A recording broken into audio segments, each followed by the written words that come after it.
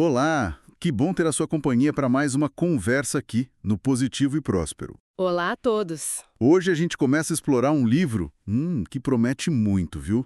O Desabrochar de uma Era, da Ellen Wilmans. Ah, sim, é uma obra que expande bastante, né? Muitas ideias sobre a lei da atração que a gente já viu em A Superação da Pobreza dela mesma. Exato. E olha, quem perdeu alguma coisa, tá tudo lá no canal. Tem a playlist de A Superação da Pobreza sempre atualizada. Isso, fácil de encontrar. Bom, este é o nosso primeiro olhar sobre o desabrochar de uma era.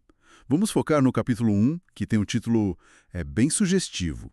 A percepção intuitiva de uma verdade ainda não manifestada às faculdades racionais. Um título longo, mas que já diz muito, né? Com certeza. E o interessante é que as ideias da Wilmans, mesmo sendo antigas, nossa, elas ressoam muito hoje em dia, em 2025. Então vamos lá, vamos mergulhar nisso. Vamos sim. Olha, a Wilmans começa o capítulo com uma observação curiosa.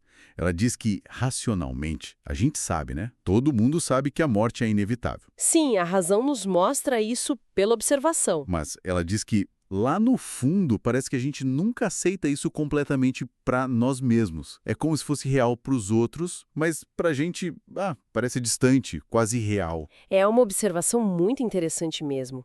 Ela até faz uma comparação, sabe, com a sensação de alguém que está condenado à morte. Ah, sim. Como assim? Essa pessoa, o condenado, ele sente a inevitabilidade de um jeito muito mais visceral.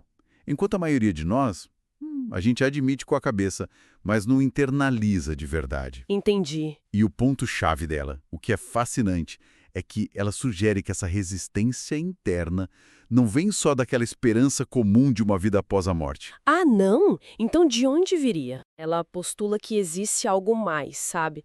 Um impulso mais oculto, uma percepção intuitiva, que vem do que ela chama de fonte da existência individual. Fonte da existência individual. Isso. Seria tipo uma nascente invisível de vitalidade, sempre presente, que basicamente nega essa ideia de fim, de morte inevitável. A gente sente isso mesmo sem conseguir ver ou explicar direito. Que interessante. E essa negação interna, então, ela se reflete no nosso dia a dia, certo? Com certeza. As pessoas se envolvendo em 1000 projetos, buscando melhorar de vida, planejando o futuro. São ações que, pensando bem, não fariam muito sentido se a gente acreditasse piamente que a morte está logo ali, né? Exatamente. O medo real da morte, aquele pânico, parece que só surge quando ela parece de fato muito próxima, iminente. Senão, a gente toca a vida. Faz sentido. E a Wilmans vai até mais longe. Ela argumenta que o próprio medo da morte, e mais ainda, o desejo de escapar dela, já seriam provas, indícios de que uma fuga é, de alguma forma, possível. Uma prova? Como assim? É, a esperança, que para ela é uma expressão da lei da vida dentro da gente, seria como uma profecia de sua própria realização, sempre apontando para algo que existe e que pode ser alcançado. Uau! A esperança como uma profecia é uma ideia bem forte, né? Muito forte. Mas aí fico pensando, e as crenças religiosas? A vida após a morte, céu, reencarnação. Wilmans fala sobre isso? Fala sim.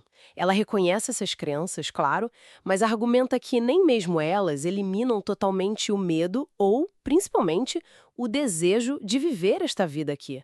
As pessoas ainda preferem o mundo conhecido, mesmo com todos os problemas. Entendi. Elas não apagam o apego à vida presente. Exato. E ela vê essas crenças e esses esquemas teológicos todos como tendo origem nessa mesmíssima percepção intuitiva de mortalidade. Ah, então elas não seriam a fonte, mas uma consequência dessa intuição? Isso.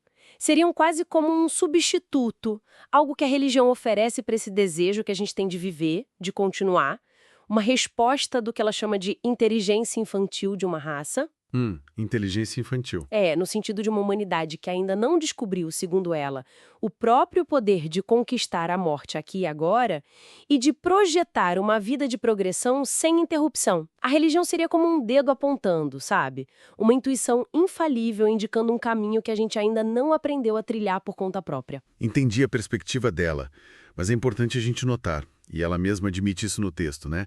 Que não existe uma prova absoluta, concreta, de um espírito que vive além do corpo. Sim, ela é bem clara quanto a isso. O argumento dela se baseia muito nessa esperança, nessa intuição, nessa sensação persistente que a gente tem. Exatamente. O foco dela não é tanto provar a imortalidade nesse sentido clássico, mas sim explorar o que essa intuição universal significa e como ela molda a nossa experiência e o nosso potencial aqui. E abordar essa visão da Willmans sobre a morte, mesmo que possa parecer um tema um pouco denso, um pouco pesado, é fundamental, né?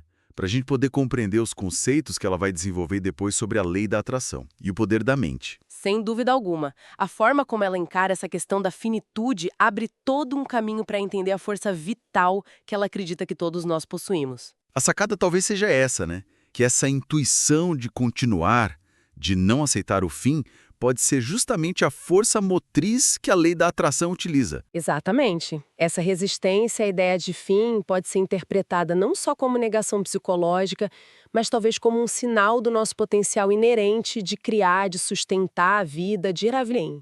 Nossa, que reflexão profunda para a gente começar essa jornada por o desabrochar de uma era. A ideia central dela é potente mesmo. Essa nossa resistência intuitiva à morte pode ser mais que negação. Pode ser um vislumbre de uma verdade maior sobre a vida. E isso deixa uma pergunta no ar, né? Algo para a gente pensar.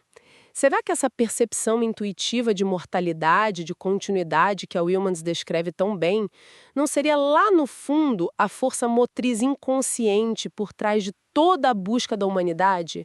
Essa busca incessante por avanço, por longevidade, por superação, mesmo sem que a gente perceba essa conexão claramente? Fica aí a reflexão. Muito bom. É algo para se pensar, com certeza. Agradecemos demais a companhia de todos nesta exploração. É muito bacana ver o interesse crescente por esses temas, sabe? É um sinal muito positivo de despertar, de conexão. Verdade. Se essa análise aqui ressoou de alguma forma, convidamos a curtir, a se inscrever aqui no canal Positivo e Próspero, ativar as notificações para não perder os próximos capítulos, claro. E compartilhar com quem também pode se beneficiar dessas ideias. Isso. E recomendamos também, para quem se interessar, explorar a obra original da Helen Willmans e os outros materiais sobre a lei da atração que a gente tem disponíveis aqui no canal. Tem bastante coisa legal lá. Então é isso. Até a próxima. Até a próxima.